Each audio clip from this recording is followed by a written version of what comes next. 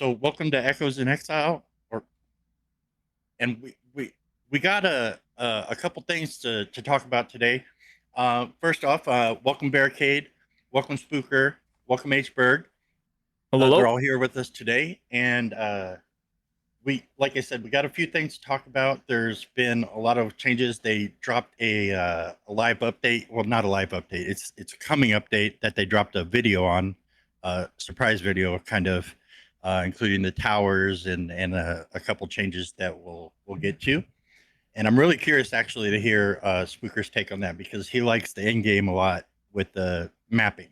So we'll see what happens with that. Um, how did you want to start us off with a topic, Hbert? Sure, yeah. Well, I actually right now, just generally speaking, going into literally 1 month exactly into the league, I just I have a general question. How are you guys enjoying it? Like, how are you guys enjoying just a month in? How are your characters? I'm What type having of a content are you blast. farming? And on a scale of 1 to 10, 10 being, of course, absolutely amazing. Like, how are you guys enjoying this league so far? And what do you like the most about it? Is that All right, like an I'll Uno go last. reverse card? Yeah, I think it was. Hmm? Nice Uno reverse. But I'll go Appreciate ahead it. and answer the question. Appreciate the question, Hberg. I have been doing warrior things. So I started off with the warrior fissure build, which is it's a blast. It's fun. Like you just literally just slam through content. It's fun. Awesome. I love it. But Literally. I wanted to do something else. So I'm transferring. I'm leveling up a new Smithic Kataba. I was basically challenged with make this shit ascendancy good. And I made the mistake of trying to level it with the trial of the different things going on. Don't do that. Don't do that. Level with what you know works. That's all. That's what I'm going to Noted. start with. Level with what you know works, and then do your trial at the end game. With that being said, I've seen some different mechanics that are going to tie in together. Long story short, it's basically going to be a cast-on build in the end game. So I'm literally Oh, I'm going to use what is that? Cast The on heavy Ignite? stun. It's going to be cast on lightning. It's going to be cast on melee and cast on ailments.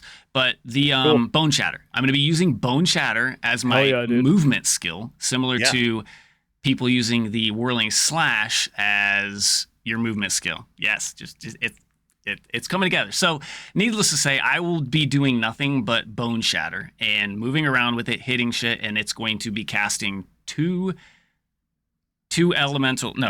three sets of elemental skills, two being lightning, one being fire. So I'm going to be running two Mjolnir hammers to cast lightning spells, and I'm still dabbling into which way I'm going to go, whether I'm going to be using conversion from converting fire to lightning or converting lightning to fire, or potentially converting one of those into cold. I haven't completely decided yet. It's still in the works, but yeah, Awesome. that's my thing, and it's so far with the tech that's out there, it's looking very promising. It's just a matter of scaling the damage and which way I want to go with it. But super fun. Smithic Katava baby back Yeah. on the board.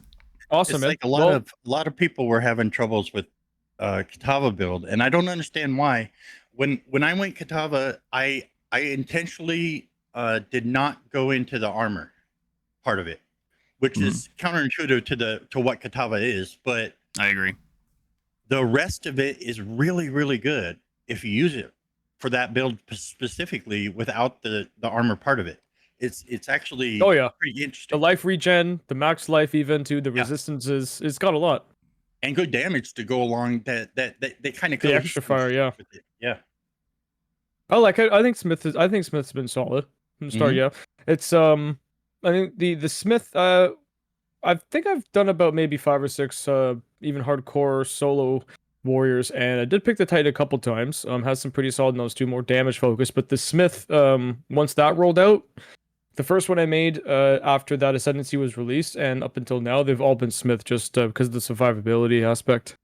It's great, Yeah. especially early on. Yep. So Yeah. Booker, pretty cool. Very cool. I would like to see you know, the build planner or your PoE Ninja when that comes out, and maybe even give it a shot myself. I do love the fusion between lightning and fire. They're super cool, man. It looks like you will be Odin's son and Rayclast. The recipe, the chef's got a recipe in the works, but let's just see how his cooking is, right? We'll go for a taste test at the end and see if it slaps. Reaper, how about yourself, man? Like, what do you think so far? As we said on the last episode, or as I said, I was going with the warrior with Katava, like I just mentioned, and I got to I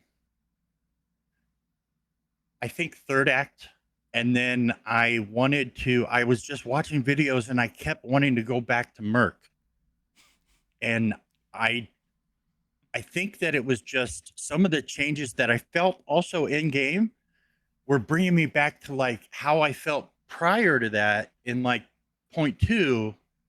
Felt really, really good. But I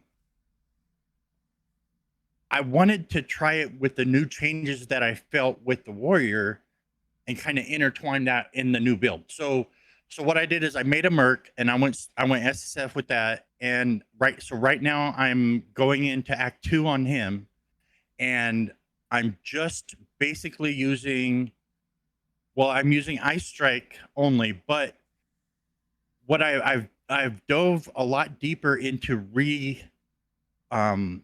replaying certain areas, and I've never done that before. Like Barricade will go when he's leveling in HCS, he would.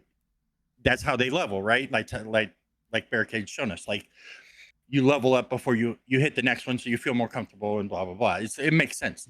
I've never done that. I just go. Now I've started to do that with this Merc, and it's actually so much more interesting because of how much things change. And I didn't really even put that into thought into redoing an area with the whole map and the enemies changing within it and what could populate and what not could populate. So I've been doing that, and the Abyssals are, oh my gosh, they're by far my favorite addition and change that's ever come in. Yeah, so I've really been cool. Yeah, I've been extremely happy so far with the gameplay and going to that. That's great. Yeah, And that's what about great. you, Barricade? Yeah, so I'll give it a 7.9 out of 10. I don't do rookie numbers, no flat scores. I unfortunately fell into addiction. So I am stuck playing Blood Mage Spark because I'm addicted to it. And I ended up finding out that I like stacking more life than I like stacking elemental damage. So boohoo on me.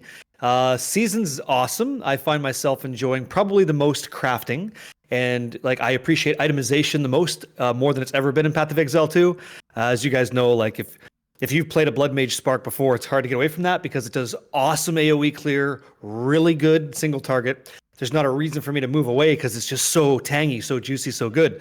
I won't be bone-shattering Rayclast and making the world my home like somebody, but I want to see what that Mjolnir dual-wheel bastard can do because that just sounds good.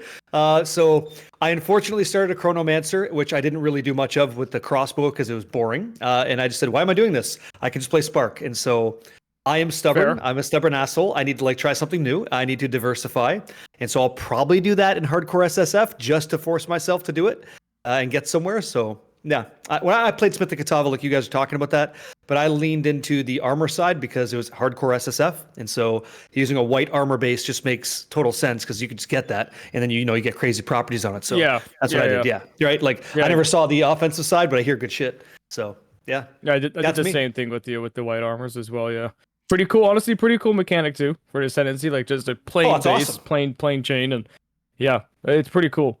Right, but with crafting in the state that it is, it's just you can craft so much better. Honestly, there's only one node that's potentially decent that you would maybe consider, and even then, it's iffy at most because most chaos damage is overtime, and armor doesn't apply to any overtime. Period. So the 100% of armor applied to chaos hits is cool in theory, but it's iffy because there's not very many things that just hit for chaos. Most chaos damage is over time. But that's what I was going to mention. That's what I'm going to mention too. Like if it is like if it specifically said damage rather than hits, it'd be better.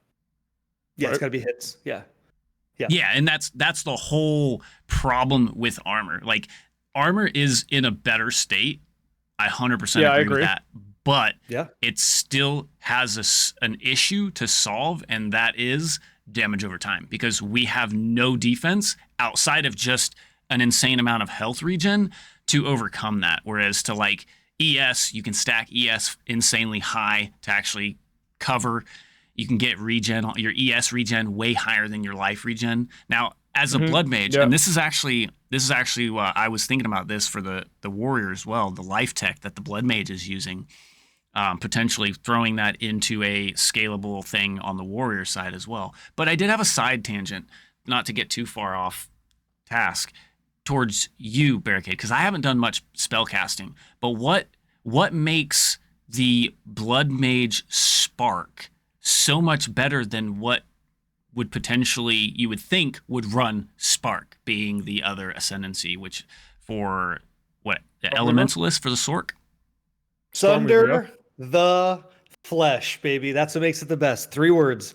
The fact that you can increase base crit hit chance to 15% instead of 9, and all the decisions that propagate because of that one ascension point equals about 50% more critical strike. So that's why. You can do whatever the hell you want to do, but when it comes to spells in this game, I think the Blood Mage is the best ascension, and it's not close. Because I can make any spell 100% chance to crit, and I can get crit damage multi up to about 600% with investment. Nothing, no other nothing's doing that. Nothing comes close because it doesn't increase the base crit hit chance percent of the spell. Blood Mage is the biggest man, the biggest. It is the lieutenant in the caster crew. It's nuts, and that's why. So like if you think about the real McCoy, right? Hatfield's McCoy. So like if you could think of 2 ascension passives, one being I'm going to increase all my critical damage, crit damage multi, and then I'm going to give myself a big chance to crit. That's all you need to do in this game, right? Every time you critically strike by default, it's double damage. And then you increase that value. And that's the only ascension that does it so efficiently in 2 points. Like, okay. Mm-hmm. Just 2 points. I mean, like, speaking about crit focus, like, specifically, I would say the Amazon, right, is a close runner 2 for just ridiculous crit as well. Like, basically, even your even second hit crit chance as well, right? It can exceed well. I mean, some changes, of course, for this league, but it's still pretty damn close to last league. And I remember my crit chances, even second hit, being well over 100%. Damage bonus, right? It was even that. It was just great ascendancy for that. Yeah, it was just fun. So that's why. Toast. So it's Spooker, to your question, that's why, man, because like you can do Stormweaver stuff, which is really cool. You can get like double shocking. That's really cool. 20% more multi, but why?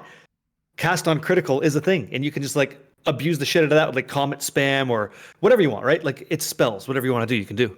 You can have anything you want. Let's go Blood Mage. That's it. So it's that good. What it sounds like to me is like another issue that a lot of people, I won't say a lot of people, but that I've seen mentioned a lot, right?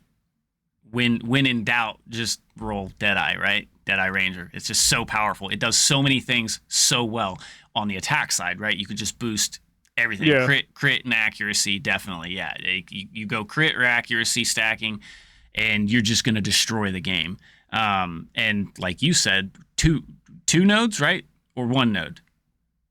Just one ascendancy node for the Blood Mage just makes it like insanely overpowered for the spell casting side, and then the Deadeye just makes everything so powerful on the attack side. I believe the elemental attack side of it, I think they have some good fizz too. But without the ascension passive, with it you're at 100% chance to crit. Without it, you go to 54% with 1 point.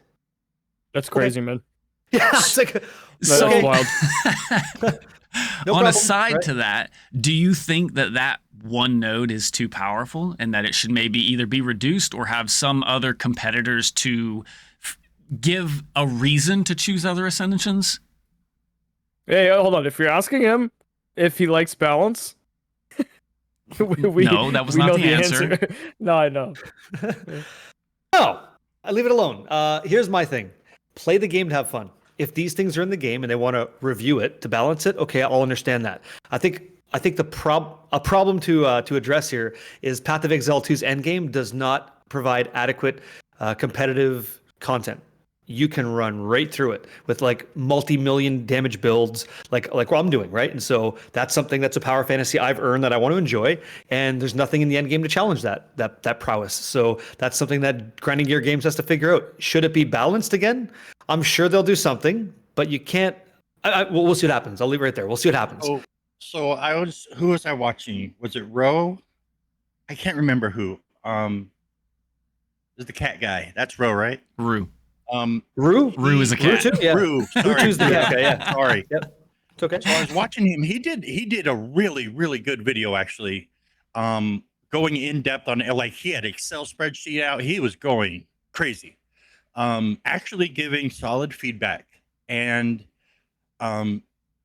he had a good point on balance with, I guess it's more towards a player, and he doesn't understand how GGG is going to fix it or even go about it, but it's basically addressing what you're saying. And to someone like you, like me hearing what you just said, I was just like, what are you talking about? It's not difficult. You don't have challenges. Because to me, I have a challenge just going to the in-game period, let alone the in-game. So then look at it that way is like he was addressing where you have to balance it for players like you. You have to balance it for players like me. Well, where do you go? Right now, they're kind of in the middle, which is where people usually want to be in games, but that doesn't fix it. That doesn't help this type of game. So we're kind of stuck where it's not challenging at all, and it's a little bit too challenging for we're just in limbo, I think, in the balance department. Since we brought balance back up. You can't balance it for people who want to push. You just won't, because you can't in a game like this. So the end game blaster guy, if Spooker goes, okay, he let's just, let's role play for a second. Spooker gets upset because he's playing a warrior. He's like, this is lame. I'm not doing the damage of these caster guys. I'm mad, GGG. And they're like, you know what? They're going to throw him a bone. Let's make sure that we neuter, right? We neuter the blood mage now so it doesn't have as much good crit. What am I going to do?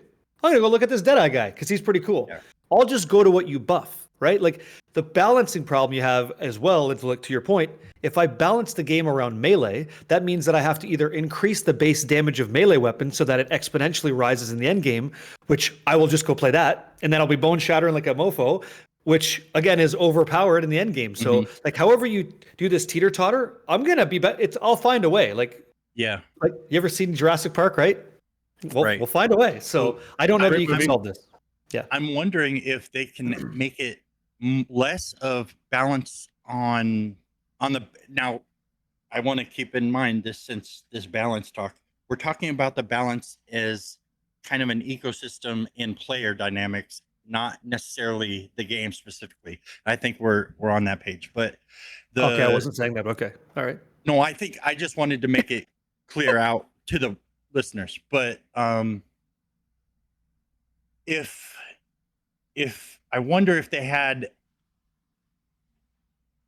the things in the game that they didn't necessarily have to balance toward the player or the weapon or the gear or the abilities, but they were actual, like, hey, we're speed running to the boss type thing, right? Like, so these are in-game bosses that are times 5 tier or whatever, but those in games can fit across the board.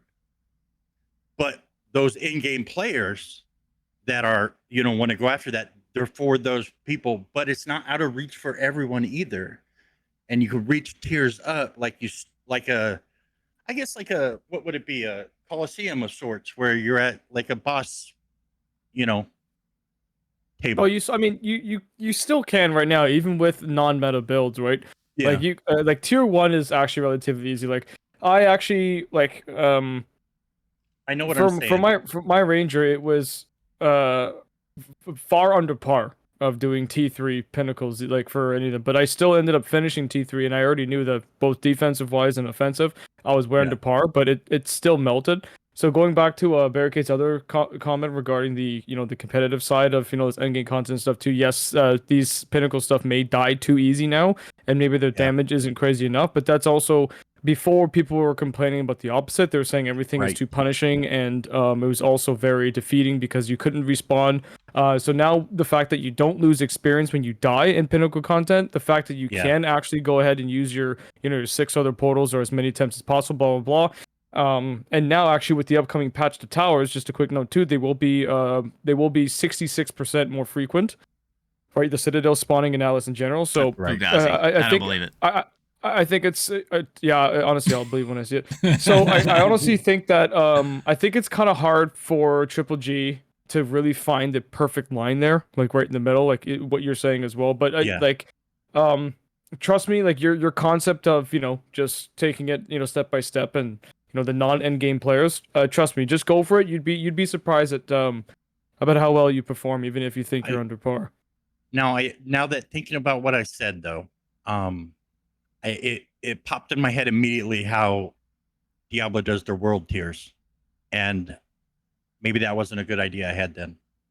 D4 Well, good again? To quote Spooker from a previous podcast, right? D4 does that. Yeah, It's I know. like they have something called It's the pit. not horrible, and they just but it's fucking horrible because all the pit is a sponge. So you Right. get the best gear in the game, and now you have to work 10 Honestly, times it's- harder. That's not rewarding to you, right? The pit's a straitjacket. It's a straitjacket. So if they would have implemented the pit, okay, we'll throw this out as a what if, right? Let's just like again, imagination cap on. If instead of doing world tiers or pit stuff in Path of Exile, you as a player can choose to throw in some extra investment, like splinters of a certain kind in every map that you do. Yeah, there you go. Very nice. If you could do that to add additional mechanics to the fight, now we're talking. Like overlapping events and stuff. Now it's up to player skill for you to just die. Like I don't like invincibility frames. I don't like bosses where it's like, oh, he has an overshield I can't beat. That's all lame. But if you add mechanics that I have to either survive or die to because I've made the map so lethal, okay. Maybe there's something. I do enjoy white mechanics. I wonder if you had Like- like a world or a pit or something that type thing where you could customize it yourself. Is that kind of what you're saying? Where you Exactly could what go I'm in saying. and be like, here, I'm picking this and this and this and this, and bam, Yeah. flying through.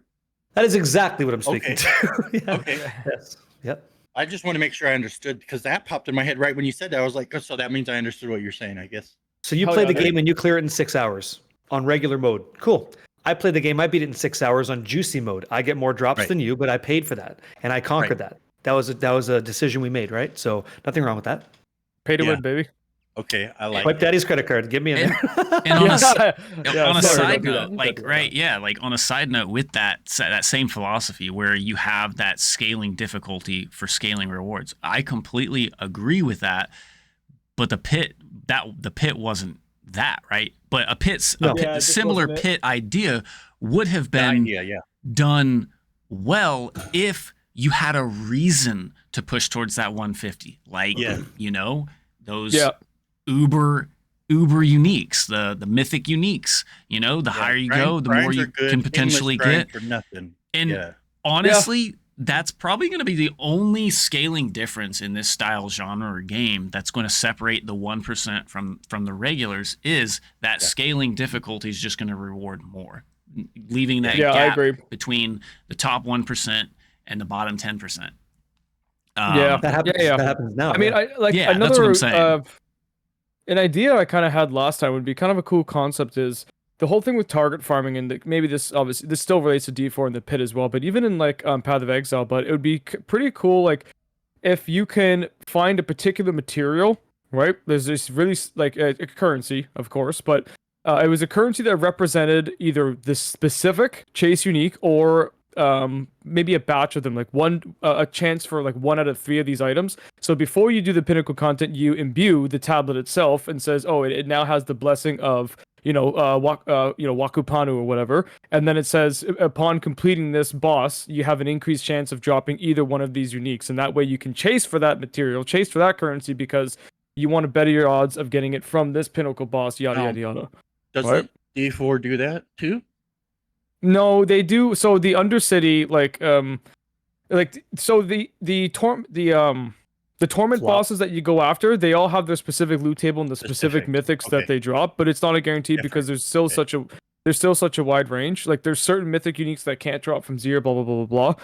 but it's just because you're still left with like a freaking abundance of 20 other pieces of garbage, which maybe one in every 1,000 that you drop is actually a pretty solid, like 3 or 4 GA, whatever. That's a master working base, right, et cetera, et cetera. Mm. But I was saying even for like Triple G, like while we're on this subject, I think it would be cool because some of these Chase Uniques get rather expensive for the average player in terms of trading economy, and Yep. sometimes their builds actually struggle to go farm it themselves. And even when they do have a build that's capable of farming, like even for myself, I can't tell you how many deadly bosses and Undercity, and Abyssals that I've done, and I still can't get a Rack's flow like lineage support. And then when I go to trade for, I'm just like, oh, okay, well I just spent X amount of divs to upgrade all my other gear to make this farming better for this piece, but it's still a little bit out of my reach, but it's a fun grind. Like it's a fun grind. Rakata's flow But- is hot Yeah. shit. Yes, Yeah, but it's, see, it's disgusting. Yeah. that's a great example for what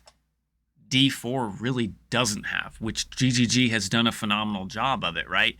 Giving you a specific place to get a specific piece of loot, and that is the only place that you can go to get that loot, specifically like target farming. Unlike the Uber bosses that you're fighting in D4, you have a loot table that is more than likely shared with other same bosses, different fights with the same loot table, but at the same time, you can drop any piece of gear anywhere in the game randomly. Without breaching any NDAs, I can promise you that seasons ago that was presented to the Diablo 4 team, and you can look at the game today. Mm-hmm. I'll Still leave not there, Yeah, I mean, which was one of the again, fundamentals of D2. Yeah, I don't think we're in any hot water here, okay, by saying, but I mean, yeah, there's like myself and yourself and multiple other creators have definitely pitched some very, very solid ideas. and I'm fucking trying here. Yeah, It's like I'm trying here. Yeah, it's like do I ain't something, talking loud enough or something. Yeah, what's a guy got to do around here? But no, we'll see. We'll is this see. on? Is this Yeah. on? Right. And and that still leaves us all. I guess you could say, what's that? How do we say it nowadays? D4 curious. Yeah. D4 Crazy. curious. Yeah. So it's interesting because both games actually do a similar thing. Like instead of getting a GA piece of gear in Diablo 4, in Path of Exile 2, you can sanctify your gear now, right? You could do that. So a GA was like a modifier with 50% increased value. But sort of like the same thing, grinding gear games, they kind of dipped their feet in the water there. They said, okay, you can sanctify a piece of gear, which will change all the modifiers to 0.8% of their value or up to 1.2% of their, like 120%. So that's really cool. That's how you can get like +6 skills on stuff instead of just +5, which is cool. But you can also brick it. So when you have the decision of, is it worth it for you? That's a big call because you'd be taking your best item and making it worth nothing. Like, so that's kind of cool. I like that approach, and it's been kind of rewarding. So yeah, Nice. good stuff. Good. Yeah, Good. I mean, it's. I'm sorry. Go ahead. No, you go. I was gonna I was move saying, on, but if you're It's crazy because like we have a large group of action RPGs at our disposal, right? And some of them are stealing is the wrong word. Utilizing the assets and ideas and visions of each other to make each of their own games better in their own way. We got Last Epoch, we got Diablo 4, we have Path of Exile, we have Hero Siege, we have all these, and there's more than that. You got Torchlight, you got Grim Dawn, you got all of these Epoch? great You say action. Epoch? Yeah, he started with that. Yeah. You got all these great games that eventually somewhere at the end of the tunnel, they're all this mechanic from this aspect is good. We like it. Okay, how can we incorporate it into our game? And there's some games that just aren't doing that. They are like, no, we want to go a different route because we want to be unique. And I think Path of Exile is one of those that, yeah, they're grabbing all the utilities and tools from the belt as well, but they're doing it in their own way to make it unique and they've nailed the meaningful combat. And before I get griped on about like there's still stuff missing, of course we're sitting at like 50% of a game right now. Like the end game wasn't even going to be put in the EA, right? It was one of those last minute things where like, okay, maybe we throw it in there. So I didn't hear a Any of the number from you context. guys. Out of 10, what do you think of the season? I give it a 7.9. Where are you guys at?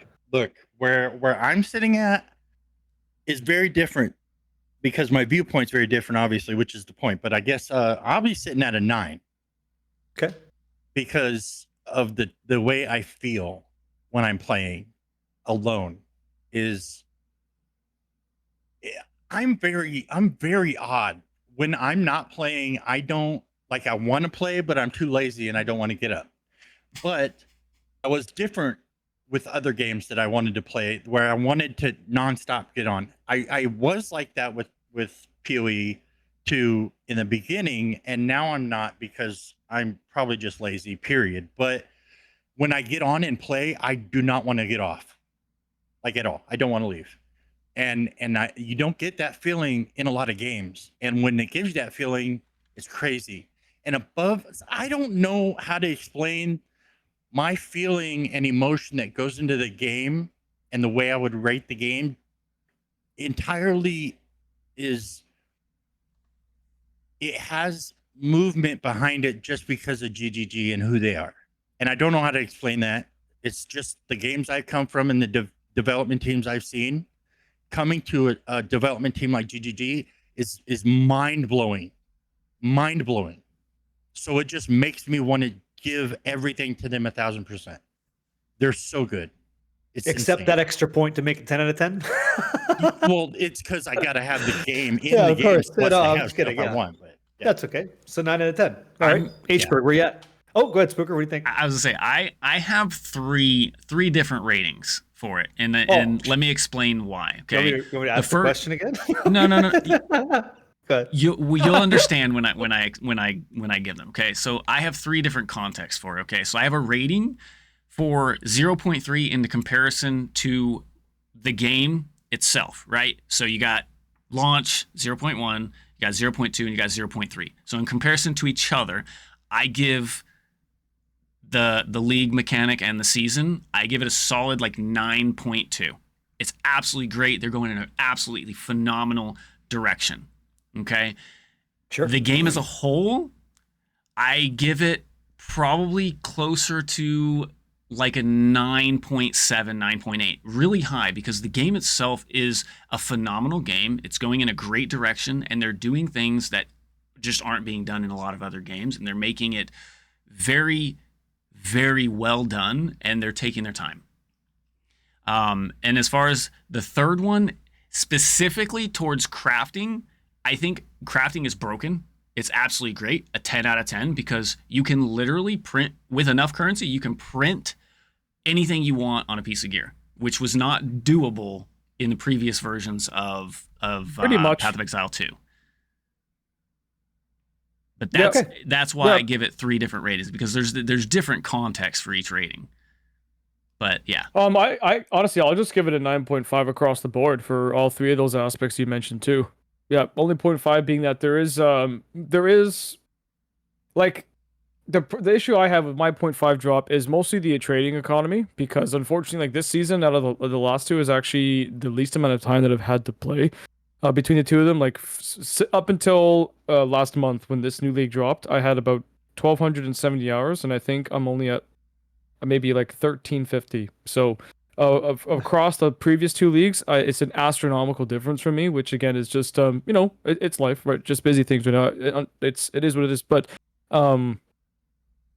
without the same amount of time played as I had in the past, I am so fucking far behind in terms of the prices and the trading economy, right? Acquiring some of these gear upgrades and also the currency, so I can just cook and craft it myself, which is what I actually prefer doing.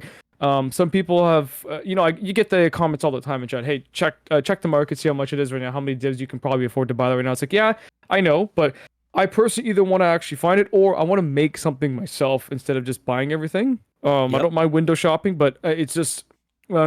It's such a good feeling, like crafting or making something yourself in this game, which we also mentioned in our last episode, is that if anyone has experienced like the end game crafting even once and you hit something super juicy, I'm sure you were probably on cloud 9, because I think I might have been on cloud fucking 12, when that bow came out so good. It just felt great. So, and right now I just found myself in a little bit torn, because I'm like, hey, I'm like, hey, like I get it. There's a lot of people playing, and there's a lot of that's saying hi to warriors, and there's also just a lot of there's just a lot of this stuff out there. So that's like these numbers are just getting exponentially higher every day. Like even just what it was this week. I don't remember exactly what day. It was this week, but I'll slip in my divs for Exalted because I still needed to cook some stuff, and it was just the conversion there. The going rate, the conversion on the currency exchange for this particular omen for Exalted to Divine, like Divine was like 2.33 or 2.6, and then it always rounds up sort of thing. So and then it was better to actually get the Exalted. So with all that being said, one day the Exalted to Div was only 227, right? And then the next day it was already at like 340 something. So I was like, oh no. And same thing with the whittling as well. Like whittling, by the time I got back on for the next stream in the morning, we're ready to go back and start tackling this weapon here, trying to whittle off the right stuff and then cook it. Even the whittling went up by 130. So I was like, oh boy. Like I clearly am not degenerating enough this league as it was the previous two. So that's my only 0.5. And it's also just the damage scaling in general is a little exhausting. So like what's weird is that a mud crab that weighs like 6 pounds can kill you faster than some of these fucking pinnacle bosses, which is just mind-boggling to me. It's still something that I really hope they finally tune, because like the damage received in this game, even if you do have just Giga Chad defense points, besides having 3,000% life regen or even over 4,000 energy shield with crazy recharge rate, anything else in between, for a lot of these average numbers, you're seeing most players between 1,800 to 2,200, maybe 2,400 points of HP, and sometimes between, on average, I mostly see between 1,600 to say maybe 20, again, actually around the same rate as HP of energy shield, right? Without being these specific classes or ascendancies to get way more. They just get eaten alive. Like, eaten alive by a little pack of crabs spitting these weird little poison darts. But then you go fight tier 3, Zeshro, tier 3 King of the Mist, and he's just absolutely melted. And even when he does hit you with some of those big master hands, like, I'm still alive. And I'm like, okay. So, like, it just the balance there of damage received and dealt is just odd. So I'm just hoping they finally tune it a little bit. But otherwise, yeah. 9.5, man. Same thing. The crafting is super fun. The mechanic is super cool. Visually stunning. Like the green chaos fire, the design of the monsters themselves, Act 4, the interludes as well is a fun little trip, and it's a nice little, it's good patio stones there to get to the Atlas. I think it was a great job. And overall, the classes that we have available, the skills that we have available, the animations of the skills, where the game started, where it is now, even the physics, right? The physics there of slam skills triggering, volcanic eruptions, all that kind of shit, man. Yeah, solid, dude. Great game, great state it's in, and yeah, of course I agree. Great direction. It's only getting better from here, baby. And when the Druid comes out, when we get that Druid and that Templar, oh boy, It's December. It's been like announced, right? So Druid's coming out next, yeah. Guaranteed. Hot. Druidic volcanic action, yeah. Amazing. It's true. Yeah. I can't wait.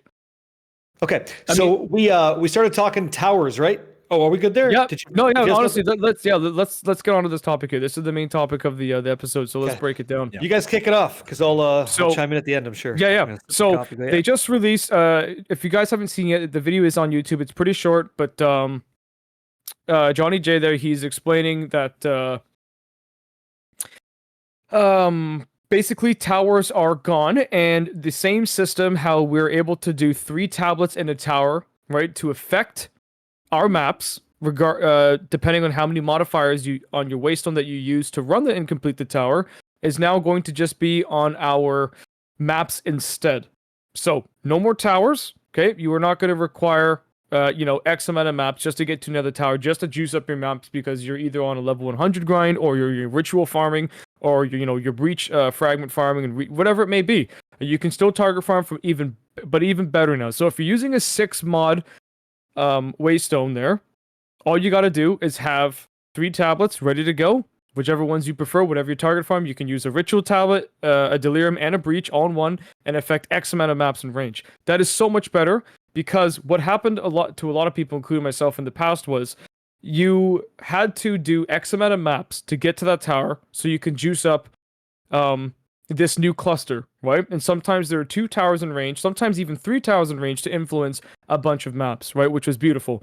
But you still had to blow through probably 6 to 8 maps on average just to actually finalize your 3 or 2 towers there, which of course took away 8 maps from potential, right? So this is a much better system, and it is reap what you sow. So if you guys, for example, if you don't want your map so freaking spicy, but you still are trying to farm ritual, then maybe just go for regular one and use only 1 tablet and just do it, area by area at a time. Maybe even only use a 4 mod, right? And just a little bit less spicy, get some rarity boost in there, some density boost, and just use 2 tablets, right? Maybe do a regular irradiated with some experience, blah blah blah blah. So, right, Bob's your uncle, you know what I mean?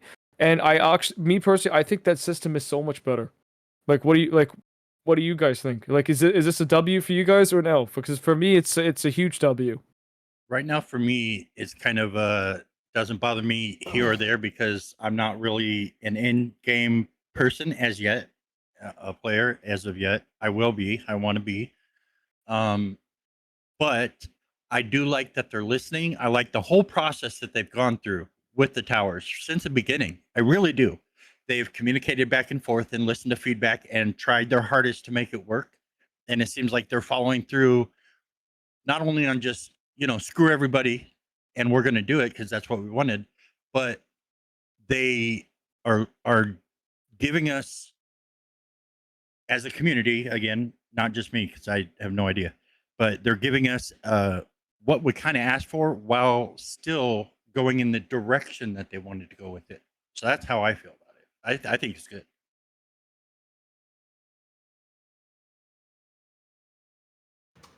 Thanks, Spookers L. Mr. Muto. It's your turn, dude. Go ahead. Yep. Try now. Do you guys hear his mic? I don't hear shit. Nope. No? Okay. So while he's busy fixing his stuff, I'll take over. So I think it's good too. I totally agree.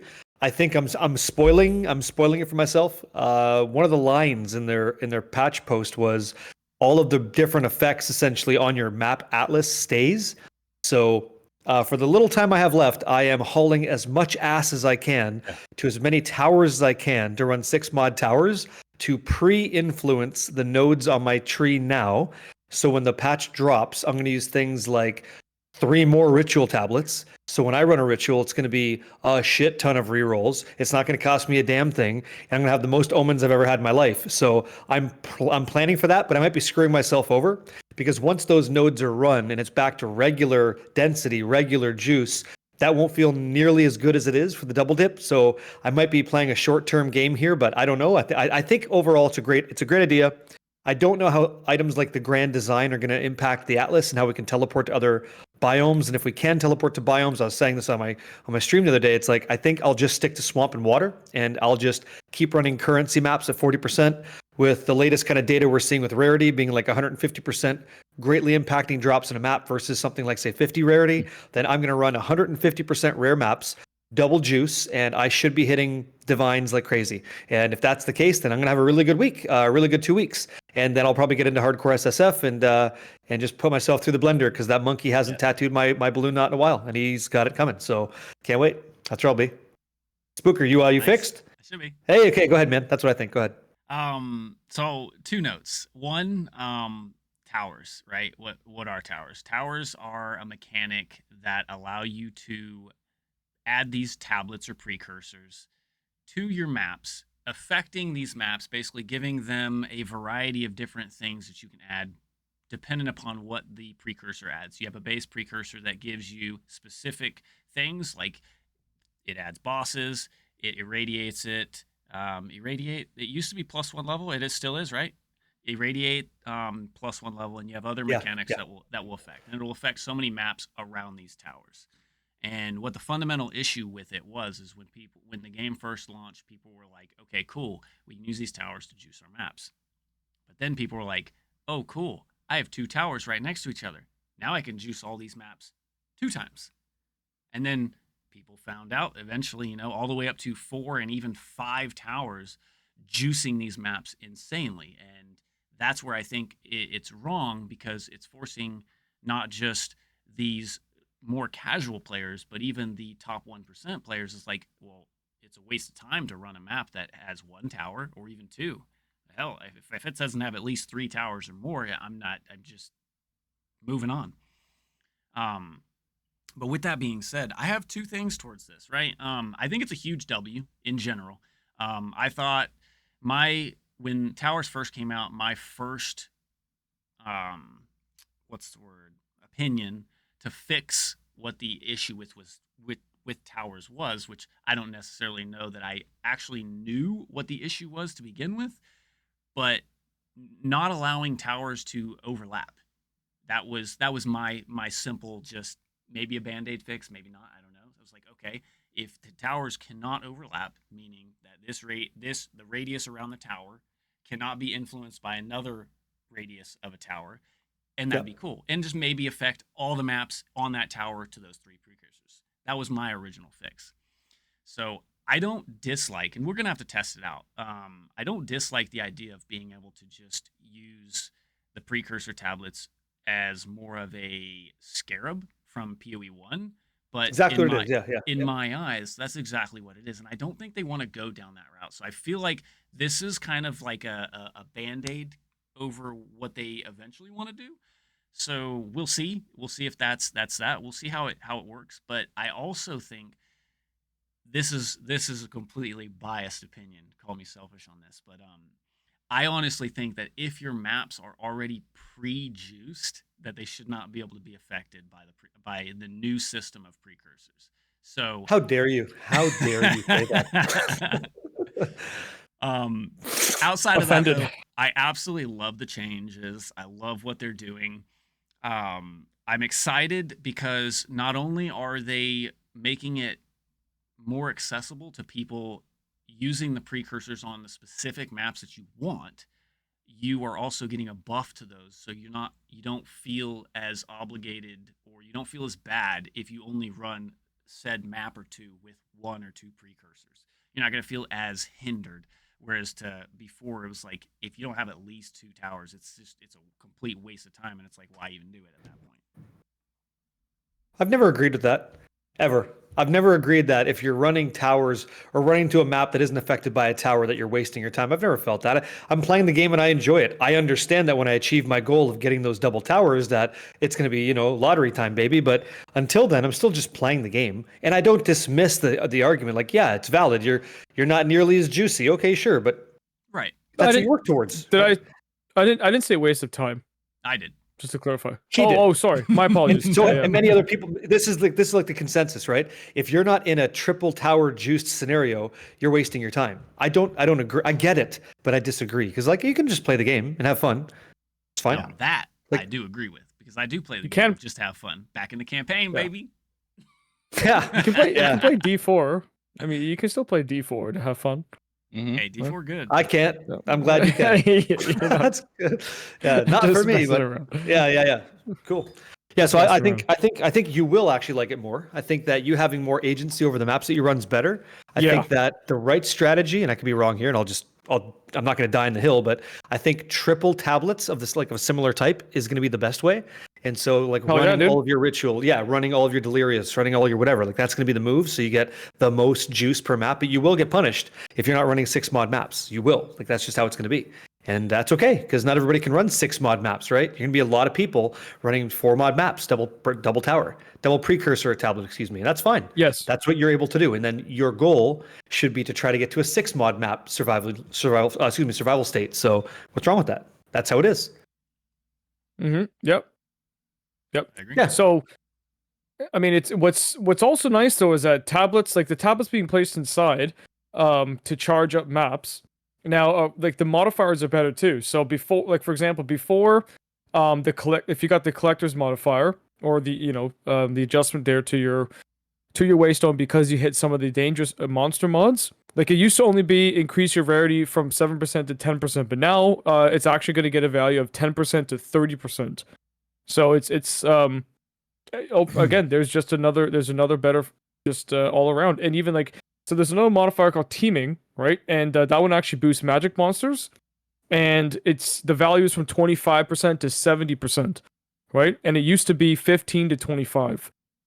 Strong boxes, even for example, it used to be this is this is regarding the chance for a strong box to appear in your map, right? So it used to be 30 to 50%, but now they've increased it from 50 to 100%.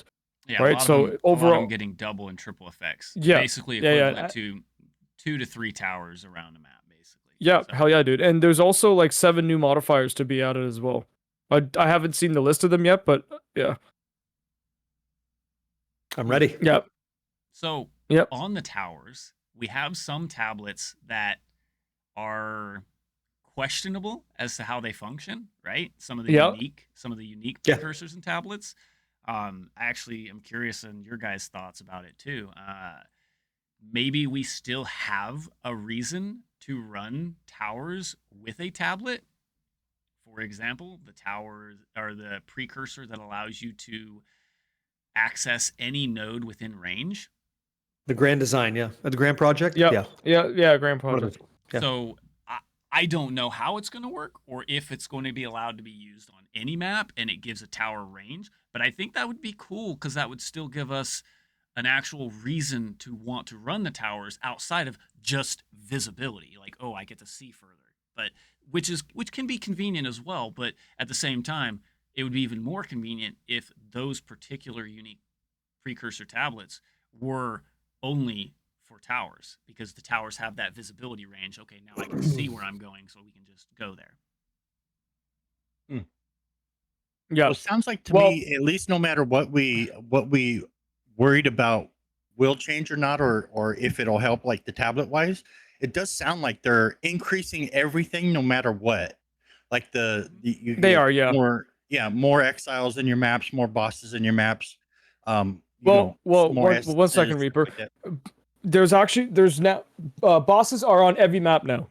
Every map Yeah. will have a boss, and the only thing that they are reducing is, or like early maps are going to have approximately up to about 30% less monsters, but it'll be 0% less monsters in T15s, meaning it's the same density as right now. Yeah. But also, what's another W is the thing that they are reducing is the ground effects from Waystone modifiers. So like the chilled ground, Huge. shocked ground, yeah. So they're reducing the size. They're reducing the size of, but everything. That's Yeah, a plus. you're absolutely correct. Everything else is an increase, which equates to a capital W. Yeah. It's I think early it helps days, but everyone. man, we need Sorry, man. Go ahead. I didn't mean to cut you off. Go ahead. No, that's it. I was just We need some serious fucking love in the multiplayer, don't we? Like we need I'm happy to see the changes, but man, this is why I give it a 7-9. Like I can't see I a wanna play damn thing in together. multiplayer. Yeah, I I want to want play to play together. with people. I can't see shit. Yeah. It's like I'm happy you're removing ground effects. I literally can't see a damn thing. Yeah. That's got to get solved. Like I would like to see, efficiencies, but you're not going to make the game more efficient in early access. But we need that. It's such a huge market of like people that would love to play together and get additional rarity, better drops, better use of your time. It's like all these changes are great, and I'm down for it. I'm waiting for that patch note where it's like, we have refined the visual clutter in Path of Exile 2. Players can now rejoice. Rue is cat. Everybody has a good time. Like that's what I'm looking for because it's so brutal. It's like, man, I was just doing player 6 carries. It's like we had a rarity bot. We had the quant, right? Man, I couldn't even react. I literally couldn't play. I got 10. I'm regenerating 40k life like per second. I can't fucking play. It's like, damn. I agree. I agree. How do I with solve you, that? man. I've come up with ideas. It's like they're just not bulletproof yet, and I don't know. I don't know that this problem isn't in better hands. Like this is the best hands they could be in. I guess what I'm trying to say. Like these guys are You creative, got- great got dudes. Yeah. $3,000 laying around. For 'Cause what? That's a 5090 is available. 50 series. People's are having graphics just cards as much are trouble. melting. Yeah, I know it's crazy. Have you tried putting it in rice? I tried to put Right. my graphics card in water. That didn't work. I don't know. Yep. It's I've just seen a guy put beans inside of his computer once. That didn't fix it. So like we've all tried, right? Like we've all got friends we want to play with, and those that don't have any friends to play with, they aren't really going to get impacted so much. But it's just bad. Like that's what needs to get fixed in my opinion. Is like the game itself is kind of rough. And once you get a druids rolling around, they got volcanic fissures. Holy shit, that's gonna be even worse. It's gonna be right? gross. Yeah, it's visual. It's visual diarrhea. Like, you know what? Let's here, Barricade. I can expand on this. There's actually something we talked about in a previous. I think it was episode 2, I believe. Brutal. It's the opacity. Like if they You give can't us, use that though. You can't I know use what I'm that. saying. If they give us, if they add that setting to the game, I'm saying either an on or off switch, and if you have it on, you can still adjust the opacity of teammate skill effects. That's Right. that's it. So The and teammate. so yeah. So Sure. So I can't see where you put your player party. volcanoes. Yeah, like player So then party I- stuff too. Even Yeah. so keep their character, and even you can still have a highlight on their character so you know where each other are, but reduce theirs because with like you just said, it is absolute visual diarrhea, and you can't see the 15 different ground effects and death hazards So amongst all your other stuff. I had a just community turn off member. teammates effects. Period. Okay, so Yeah. you can't just turn off teammate effects because then you don't know how to amplify your stuff through their firewall or through their fissure because you don't know where it is. Yeah. I had a Okay. community member say like I'd be willing to buy an MTX that says I do not see delirium fog.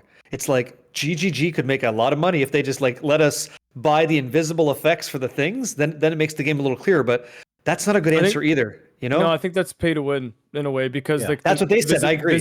Visibility adds to the the difficulty of you dying, Isn't it- and then of isn't it course bad?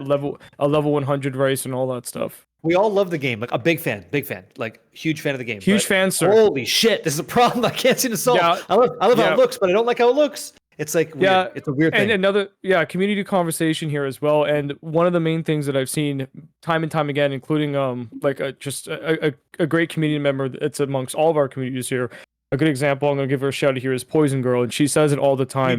That she says, I just like I want to play together. She says like I love where my character's at. I'm having fun, but she said I'm so lonely, and that's the biggest thing she misses in this game in comparison to D2. She always reverts back to that, of course. And all of us here are very familiar. Right, 8-player 8-player parties, but it was parties, still easy to see. It was still easy to not die. It was still Until easy to perform in D2R. 8 until Yeah. 8-player parties. But even in D2R, it's still easy. Well, until Mosaic, yeah, I I was gonna guess say, you play could with a say. But, mosaic and tell me that again. yeah. That's about as But, bad as um, fire fissures on You're the damn also warrior. talking about how old is D2 comparative. It's, Blizzard it's- North was yeah. very conservative on their visual effects, and you could see that in the Yeah. party play, like big time. But Yeah, like 'cause they to knew. PG's point, you come on in. I want to play too, so let's go. We're gonna run a 6-mod map, so we have the best time of our life. You come in my map, boom, cocaine ants everywhere. I can't see a damn thing, and that's how the trouble starts. It's like, hey, so let's go. So now I'm running ahead of you with sparks, and like then I'm freezing things with Embitter. It's like it's just now you're running slow because it's Too anyway, much it's a problem. cocaine. Too So- much dust. The Columbia Whites are killing the game. Yeah. It's crazy. Yeah. It's crazy, man. Tony Montana was just fucking Hey. dropping his shit everywhere. So Yeah, no, it's just nuts. But I'd like to see that fixed. Yeah. number one question, right? Is it the actual effects of the players that are ruining it, or is it the fact that the visual effects of the killing effects are not visible? So would a possible solution to the issue not be reduce or remove effects, right? Because there's too many comboing effects. Like that's they're pushing everything to combos. Like I drop some fissures and you throw out 100 totems that hit slams. Now we have crazy damage, right? And Okay. I'm just putting fissures, you're doing all the slams, right? Combo effects.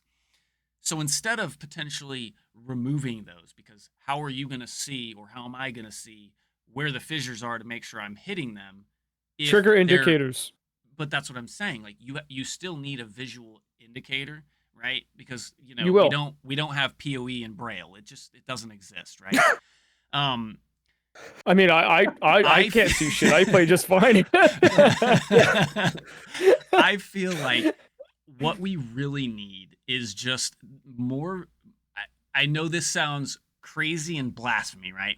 I think we need more visual indicators that will just override the ally indicators. So if for example, we'll say like fighting Zesh when he's getting ready to come with those hands down, you have a visual indicator that he is doing an attack, and you have to use your eyes to see him as to where he's doing those attacks, right? Or if it is a ground effect, make sure that it overrides what ally ground effects are there. Just I think it's more of a layering issue, not necessarily a visual clutter issue in a whole, if that makes sense. I agree with you. Yeah, I'll expand here on a little bit too, because I forgot to mention this earlier, but another concept. So I do agree. I think I agree with both points, but it's definitely still is too much visual clutter. But here, so with trigger indicators, if you did have the setting on to either turn off or remove like player party visual effects. Mhm. What they could do is make a very like a vibrant, a very visible, just green circle, literally just a trigger indicator that if your skill will interact or trigger with that particular skill. It doesn't have to. That's right? That's in depth. That's that's a Yeah. lot. So But yeah, no, I see so it. like so we still have the enemies, but we still have Zesh, his master hand stuff coming up, the same animation. Maybe they turn up the just the make it more vibrant even, right? Like the actual color scaling a little bit more vibrant, whatever it may be. People can adjust on their own, even through your graphics card, your control panel, or even your monitor. So there's definitely solutions to that already. I feel like the enemy animations are actually pretty visible. They're in a much better place now than they were back on launch. It's actually, for me, it's very easy to see now, which is great.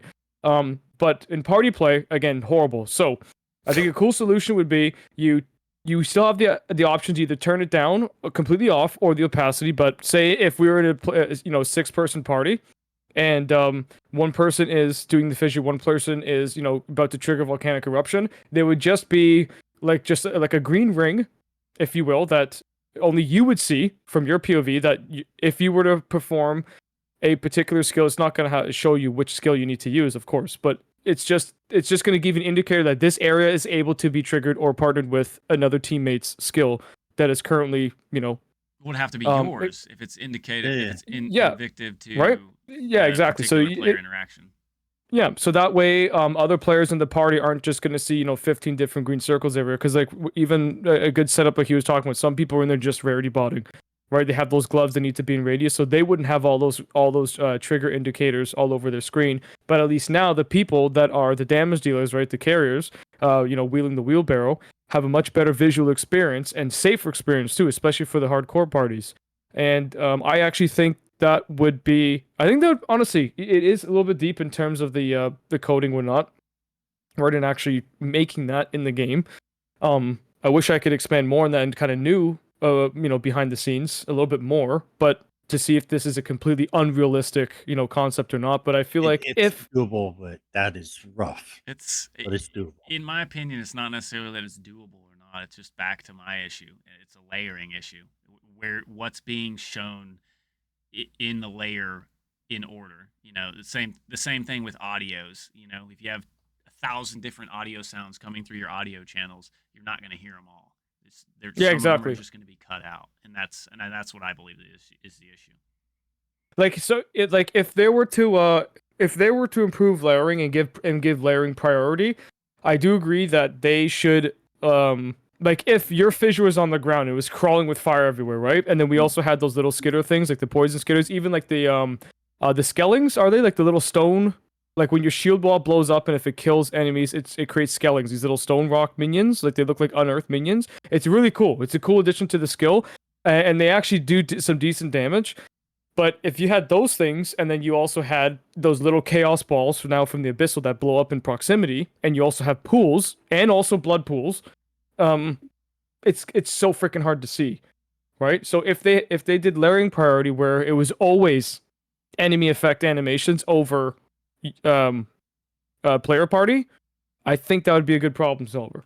Well, I also wonder is if what we're discussing is like just reinventing the wheel. We've had MMOs for how long? So like, how does it work? How do they do it?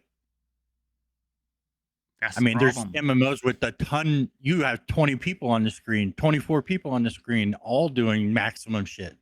So I rolled out a video talking about this. Fortnite does it well. It's a vibrant game. It's visually dense. There's a lot going on moment to moment. And all they have is a heads-up display that shows you iconography. And so my idea was when there's an effect going, there's a circle around your character. You enable this in your options. Yeah, footsteps or shooting or yeah. So outside of the circle, there's an icon. It looks like an explosion. When it's inside the circle, you're in it. You're affected by it. And the color could change, like white to yellow to red. Like you're on that now. And that was the idea. And you do the same thing with green being party or blue being party, whatever your color is. But the HUD, heads-up display, you activate it, and it would darken all the other spells, and it would just give you like a central vision point to say, okay, this is what I need to pay attention to, and you just play, and that's it, and then that's all it ever was. Now, the thing is, like Spooker said, right? I'm now affecting the game's visual clutter with more visual clutter just to make it clean. And everything we've heard, everything you guys are saying, I don't think we have an answer, which tells you there's a problem there. Like there's a big problem. Yeah, And it's I hard think to the other solve. problem is that GGG doesn't play Fortnite. Oh, So okay. Well. No, I'm just joking. I'm just saying. If no, I'm just joking. I'm saying if they were to see something like that, maybe they have seen it, maybe they haven't. But I think these guys would definitely see something they could take away from it there. But Maybe, it's maybe a great not. point you're making. Yeah, maybe, Like maybe. they might. I hope they come up with something better than that, better than everything we said here, and then we're gonna Yeah. say, "Wow, why didn't we think of that?" That's why Yeah. they're GGG, right? So And that's yeah. why we're not working there. that's why they're there. The Kiwis are killing it. Yeah, it's great. Yeah.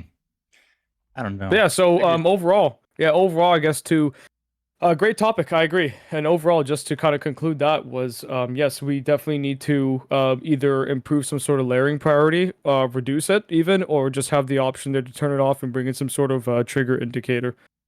Yeah. Yeah. Maybe. Yeah. Yeah. Well, honestly, Maybe bring back something completely different. bring back Yep. party play, please. But yeah, it's Yep. something Or just make party play better. exactly something to make party play more enjoyable because it's already there. It's nice to play with others. There's combo effects between others. There's Spooker, benefits sorry, for being in parties. Sorry, brother.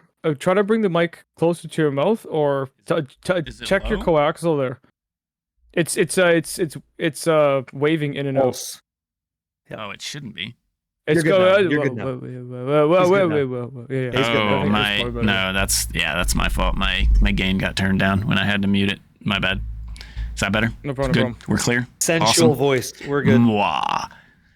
But yeah, no, I mean the party play is already there's already a reason to play in a party, right? So we just we need to get rid of the reasons not to play in a party, and that's basically going to fix. Facts. Yeah. Yeah.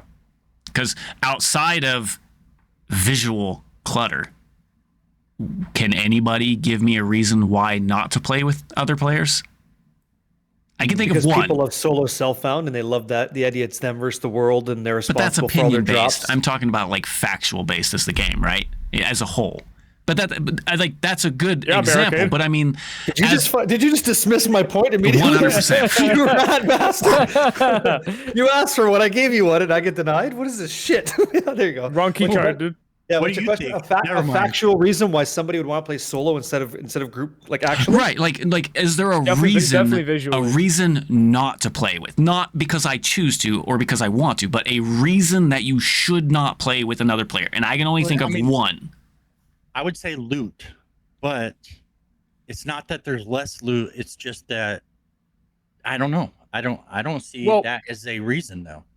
Well, honestly, it's a good point, Reaper, and I can expand on this too because I've seen this exact question and answer in my chat. So besides, it comes down to loot, it comes down to currency. Usually, what most people do is if they are target farming a unique that either player or players are not all going after the same one. Sure, take it. Of course, that's yours. But it's a matter of like, there's no guaranteed amount of divines that are going to drop. And one person said, I was playing in a group before the other day, and we did X amount of maps. We were playing together for 4 hours, but only 3 of them dropped, and I was last in line, so I didn't get one. It's like, so he's like, so I might as well, of course, just go play myself so I can actually get myself divines or guarantee it. And he's like, we also didn't drop any other gear that actually sells for multiple. And then I had another question. I had another answer saying, well, it was actually the opposite for us. We dropped a headhunter or something, and we sold it, and then we all split the divine, so that was great. Like, it was a great party play experience, and that's what we do. And then the same person who provided the previous answer, which I just explained, said, yeah, but again, there's no guarantee, and that didn't happen for us. So I spent 3 hours of just watching everybody else get divs and stuff. He's like, so that's why I don't really like party play. I think this goes less off fact though, because that's in every single game, no matter what. True. But No. I have some. No, it's not all shared, dude. It's no, because D4 has No, I'm instances, saying right? within the realm of shared. If it's shared or dropped, and you're in a team base or a loot base with a team or a group, if I go in with a random person and he just takes it and logs off, that's since the beginning of World of Warcraft. Like that's the way jack your loot and left. But you have to Like, choose. You have to choose to play with that person, right? There's no. There's no. What's the word I'm looking for? Path of Exile 2 has permanent allocation, so you get what's yours, they get what's theirs. Or you could have short-term allocation, which means it's yours until some time goes by and it's anybody's, or that's free-for-all. That exists today. Yeah, you could select it. Yes. Party leader. So that solves the problem with gear. Yeah. The problem I was going to say was this fake player pressure. And here's what I mean. Me and Spooker play together. Spooker is such a better player than I am. I feel like I'm not participating in the same party because I'm always behind. He's just outpacing me, and now I don't want to fall behind. And that's the reason why some people don't play, because they want to play at their own leisure, they want to play at their own pace, and party pacing can be really, really detrimental, make you feel worse than you are. And so that'd be a reason why someone never even takes a step into the multiplayer like mode, and they just subsequently pay the tax. Especially movement speed. Like movement speed being like if you go play with a Twister build right now, like I'm moving pretty damn quick, even on the row and stuff too, on the Ranger. But if you go play with a Twister build, it's like, okay, bye. Like just gone. Your experience on the Twister guy is great because you're carrying the party, but the other guy of course, is sprinting. Everything. The other guy's sprinting into hits, rolling, sprinting, rolling. It's like it's not the same experience, right? I agree. That's why some people wouldn't do it. It's not. So I gave you 2. What do you got, Spooker? What do you got? What do I? I think they should introduce horse carriages, and we're all in the carriage together, just throwing shit. Horses. Everyone's just tossing out. So I actually 100% agree with that. That was actually my exact one thing, because the loot, that's a player issue. Because if a divine drops, right, and we have 4 players and we find 3 divines, why are you not splitting those divines? Each divine should be split. That's a player issue. Correct. Whatever it breaks down into. So the fact that each player got 1 divine, that's a sucker type of thing. And okay, well, obviously we ain't friends, which it sucks, but like, come on. Like me and Gurney, we play a lot together. We alternate just like that as well. But if we end on an odd number, we'll split whatever that last drop is. Like if it's a divine and say they're going for 100 exalts, we'll sell it, split it 50 exalts, and send it each way. That's the exact same thing I said to these guys. I agree 100%, and I do that as well, especially on stream too. I'm very transparent about that, very clear. But again, I was hit with another brick wall. He said, no, they were specifically after divines. They didn't want exalt. So I was like, okay. Again, like, player issue. I don't have the right answer for you. Well, I mean, those are players that you may not want to play with. Yeah, exactly. Ultimately, that's what he said too. Yeah. Well, I mean, playing together in a group, you split it, right? That's my answer to that, and I'll hold firm on that. I won't budge. But the one problem that I do see is exactly that. You have up to 6 players. One of those players is just going to be more powerful than the rest of the players in the group. That's how this game runs, and they're going to be leading, and then it's going to feel like, you have this. You always have that one dog that's always in front while you're walking your dogs. It's always the one chasing. So the dog's walking you instead of you're walking the dogs. Needless to say, though, it's unless you guys are very close in power, it's always going to be one person running the show while the rest of the team is just following, whether they're picking up loot or whether they're just chasing you. I've played with a few teams when we're doing the gold maps or the XP maps. Castaway.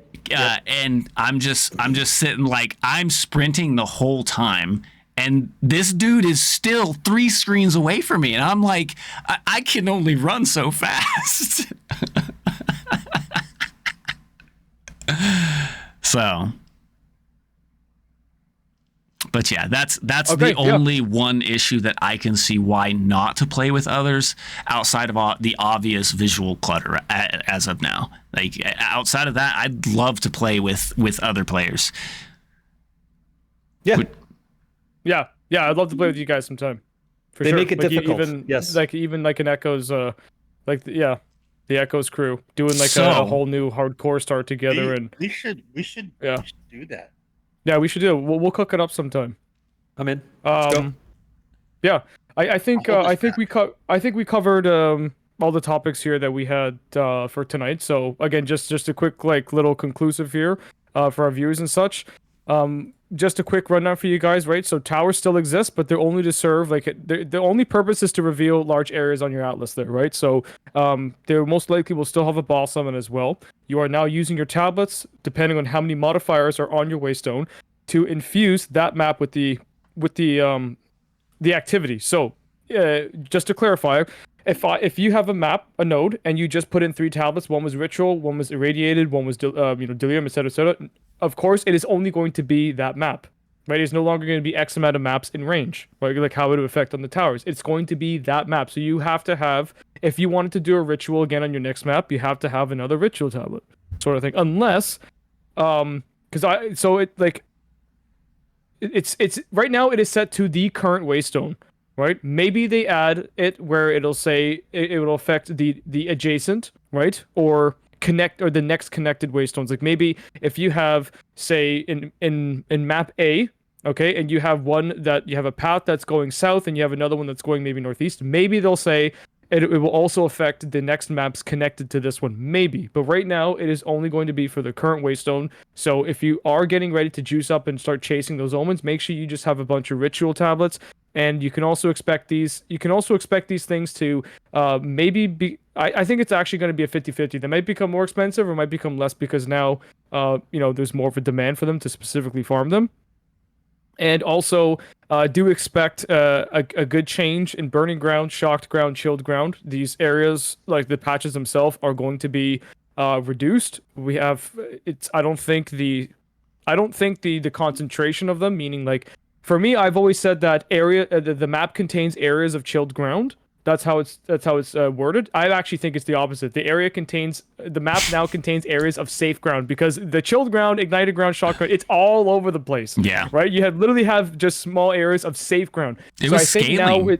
It was scaling on the map tiers too, I believe. Like the higher map tier you went, the more coverage on the ground there was, which was blasphemy. Yep. Right. And then also there will be map bosses on every single map you do know, right? So you will still have to in order to complete the map, you have to kill the boss, but you can still lose access to the other content, like your rare monsters, the breach, if you die on the boss fight. So you, again, it is advised that you still go after all of your extra map content before you tackle the boss. Just grab that checkpoint there's at the map boss. So again, when you do finish the other content and it drops that checkpoint for you, you can just skip on back instead of running all the way back, right? So basically that's all of it there in a nutshell. And they do have it stated that citadels are going to spawn about 66% more often. So I hope we all feel that. And again, that's another W. So overall, still haven't seen one. Overall, great change to the game. Great change to the game. Yeah. Yeah. So that's good. That's feathering the cap. Yeah. Easy. Yep. I have two questions, actually. One pertaining to the end game. One pertaining to the end game, and one completely nothing compared to or in this podcast. So the first question is Abyssal maps that are overrun by the Abyss. Do you guys think that there's an issue that should be addressed when you have those maps? I agree. And if so, what do you think they could do? Fix it. Here's the problem, man. We all know this. If you're on an Abyssal overrun map, it bricks all of your ritual. Okay, so stop doing that, please. Just allow the ritual to stay and let it be an infected ritual area with all this Abyss. And then every every ritual wave that you run subsequently deters the amount of tribute given to you by every monster by 25% until there's nothing left. So what's the problem? They just need to fix this bug where the overrun Abyssal content is removing your ritual. Once that's fixed, I think we're all happy here, right? Because we all get more stuff. Well, it's been an issue since PoE 1, overjuicing maps with content. So yeah, I mean, well, that's what I'm saying. Like, you would think that would be something they considered, because even PoE 1 players that's been noted for them. So maybe they just didn't expect. Tasted that, right? Yeah, we've all tasted the Abyss, right? H-Berg, you too. You've run like where's my ritual stuff. Yeah, like you juice your ritual, and you're like, okay, I'm still having a good time with this Abyss, but come on. Yeah, like, you know, by the third map, you're like, give it up. Right? Yeah. Mm-hmm. Okay, what was your second question? That was me. Go ahead. Yeah. Go ahead, H-Berg. No, yeah, I agree. I was gonna say the same thing. Yeah, we're good. I agree. Agree. Yeah, just fix it. What they do. Give us the dang ritual or the content overlaying the Abyss, as long as it doesn't cover the whole, right? Yeah.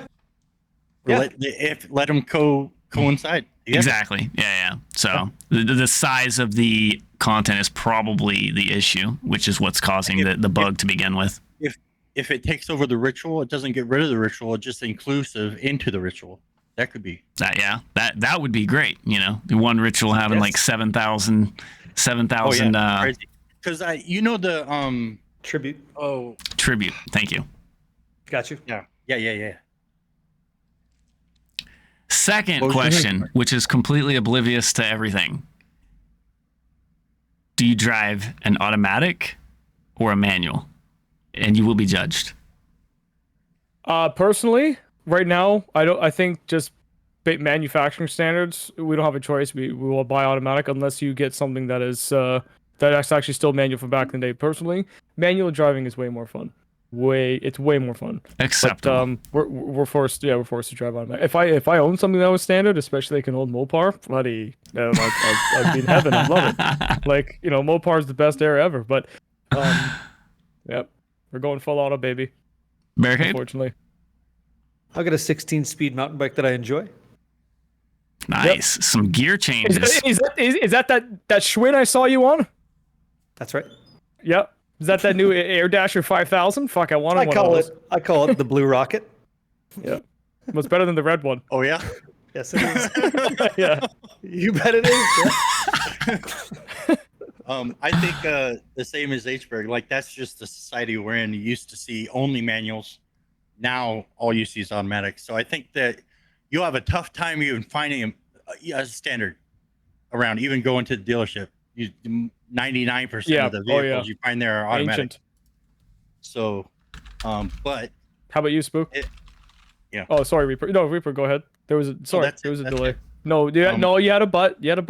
Well, but I have an automatic. Like, that's what we have. Yeah. So, but overall consensus here is if manual was available, that's what you would drive, except for Barricade. He drives a 16 speed, so we good. Now, he has a bell on it. Yeah, I can weigh in on both, right? Yeah, of course. He can ring the bell like it's like manual it's a gear is shifter. way more fun. Yeah, way better. But I would prefer that. 100%. Then we also live, like, the question is like, is it specifically what I would rather have be a standard? If it's what is going to be used, because my wife will the whole transmission will fall out of the car. So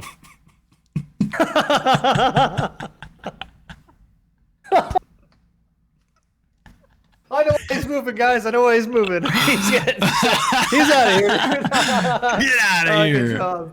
Well, no, to answer the question, 100% manual. I drive a 6-speed. I have 2 motorcycles that are also manual because, they have automatics. They exist, which is crazy. But yeah, manual. It's 100% a fun thing because as you get older, your knees are one of the first things to go because they're the most utilized part in your body, right?